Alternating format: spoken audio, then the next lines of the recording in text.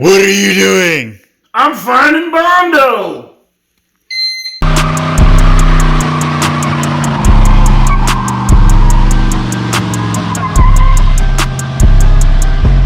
Alright guys, we just got back from picking up this 1972 Camaro for 2,500 bucks. Has a small block Chevy 350, turbo 350, has the intake and carb ripped off of it. It's been sitting since 1995. And I'm thinking we see if we can get this thing running. So let's take a look under the hood of this thing. Well, as you can see here, this thing's had its intake off for a very long time. Last I heard, this car was on the road in 1995. The plates in there inside the car confirm it. The rocker arms and stuff were covered in this plastic and newspaper, but you know, obviously it's not the prettiest down in there. Might have to pull the heads off. Probably gonna start dumping Marvel Mystery Oil down this thing here pretty soon. Got to clean out the valley, get a shop back on it, see if we can get this thing to crank over, see if it even rotates by hand or anything. Well, what's a guy supposed to do on a Tuesday night at 11 p.m. in the rain? Well, work on a 70 Camaro, so here we are. We're gonna start getting all this garbage out of here. I tell you what, starting with these awesome valve covers that were made out of newspaper and plastic, so it'll be mint.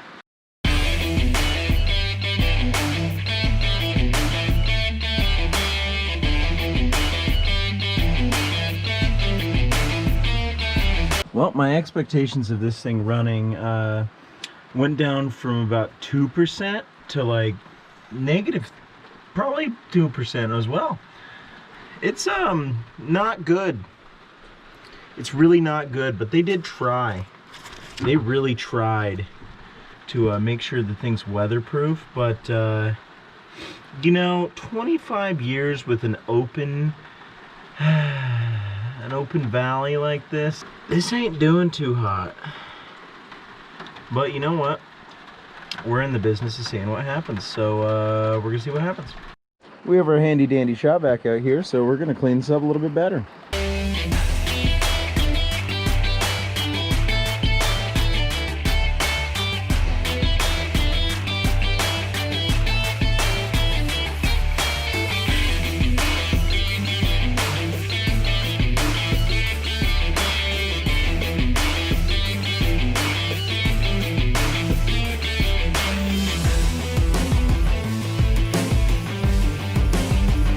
So yeah, that's about as spiced up as she's gonna get in there. That's really bad. But you know, if this thing runs, well, that's a small block Chevy tail right there. That's why we got the O'Reilly's brand high mileage, because I think this thing's seen more miles not even running. So we're gonna dump some juice in her and see if we can't get her to turn over. It's probably gonna have to sit for a few days. I can tell all the rocker arms aren't adjusted. That's just mint, but you know, this thing's probably gonna wipe a lobe in about 3 seconds of running if it even fires. And so we're just gonna make sure to, well, you know, douse everything really.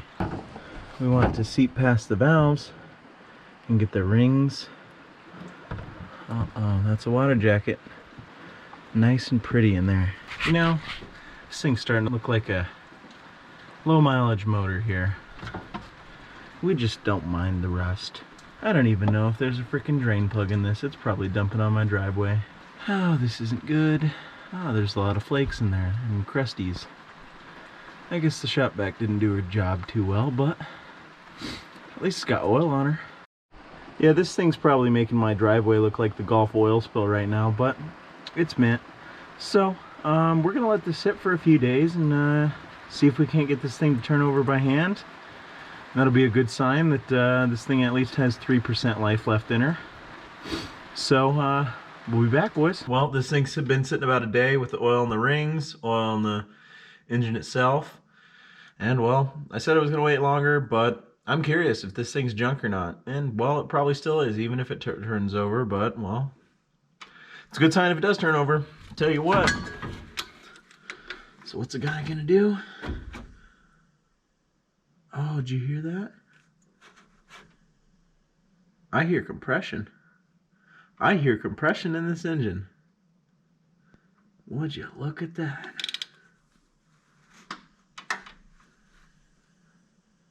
Hell yeah. We are off to a damn good start. Even if this thing's a hunk of junk. Okay, so realistically, this thing doesn't have any of the valves adjusted, and well, to be completely honest with you, I don't feel comfortable trying to even put any time into this engine to see if it's going to get running if I don't pull these lifters and at least look at the condition of the lifters and see, you know, what the cam looks like. Because if it's as rusty as the Valley was, well, this thing's probably going to wipe a lobe in about a negative half of a second. So let's get the rocker arms off and take a look and see what's going on.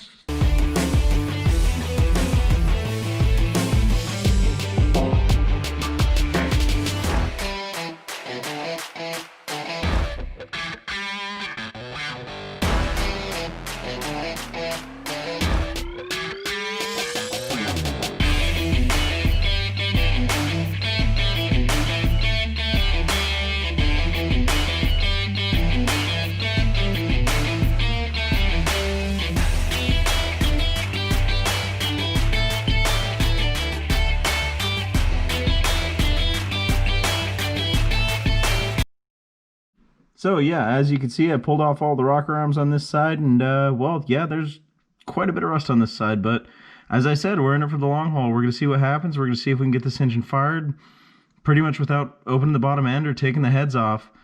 But yeah, this is looking a little bit flaky, and I did fight with a few of those rocker arms there, but let's get right on to the other side.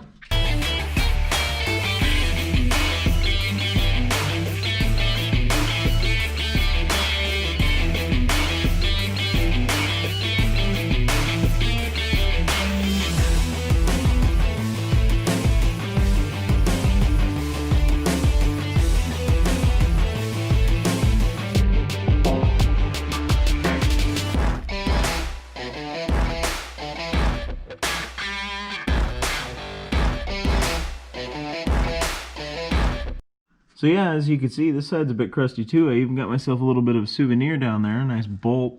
But I'm going to run the handy shop vac over all this, and we actually got an upgrade down there. You see that? We got a rigid shop vac now. So we're going to go ahead and put that to use right about now.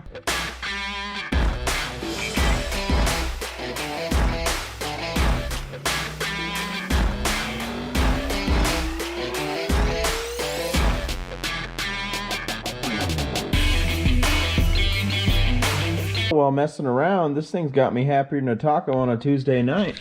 I took a gander down here at the pad, which you probably can't see, but this whole doohickey here is matching. That means the 350 is original to this 1972 Camaro. This is the original unit. There you have it. Let's get these push rods and lifters out and let's see what they look like. I went ahead and pulled all the push rods out of the 72 Camaro there, and I'm actually going to hit these with some Scotch-Brite. And I have this bowl of vinegar, which I'm probably going to throw the lifters in because I'm not going to hit the lifters with Scotch-Brite. I'm going to make sure to keep them in order. But this is about as clean as I could get them. The rest of it is mostly rust. So we'll see how pitted they are. We'll get back to it. There you have it. That's about as clean as these push rods are going to get. They're actually not too bad. They're pretty much all smooth. I mean, yeah, you can see this, but this even that right there is still smooth to the touch. So yeah, these didn't actually turn out too bad. Biggest other thing is make sure that you can actually look through the push rod itself. Make sure that oil can travel to the top of the engine, but these push rods don't look too terrible, so they turned out all right. We're going to probably soak these in some oil and just leave them be for now, and we're going to go ahead and get the lifters out.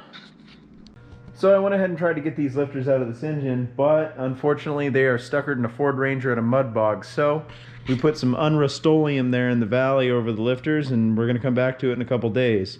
Well, good news. I got the only lifter out that I could get out at the time, and check it out. There's no rust on this lifter. So I'm going to keep these in order and just run it, because these are already broken into the cam that's in the engine.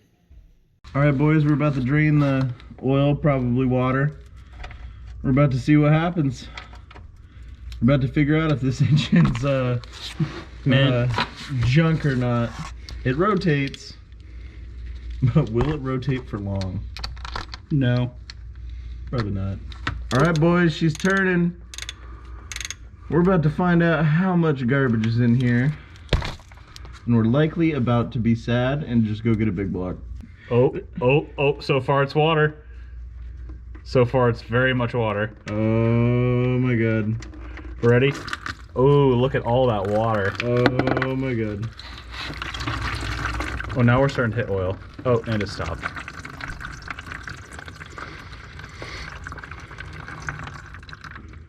Oh, look, you found the oil. This is bad. I'm just waiting for a chunk to fly out. It just keeps coming. Oh, it's starting to turn red. Now we're hitting the ATF. There's at least like 2 or 3 quarts of ATF in there. She's chunky. You see, what I'm truly curious about though is that oil filter. What kind of secrets is it hiding? Oh, she's a spinner. Alright, she doesn't have a frame on her, so I think we might be okay. Ah, what is that? That looks bad. What, did you see oh! I don't know if that's glitter. Or if it's just the light reflecting. Or if it's just dirt. With the status of the oil, we had a little bit of water in there, as you can see from the video. I'm still really not able to get many lifters out. I've got 2 out, and I've got 1 halfway out, and I've let it sit for a couple days. So this is where I'm going to ask the question. Do we continue to try and get this engine running? Or do we go and get the Whipple supercharged 454 that I have in my $900 Suburban and put it in this? That engine runs completely fine, has all the bracketry, whatnot. Or do we see if we can get this original engine running? I'll leave that, guys, up to you. Make sure to comment down below, like, subscribe. I appreciate it, and whatever we do next is going to be pulled right out of the comments, and you'll see us here soon. And as always, you guys have a great day.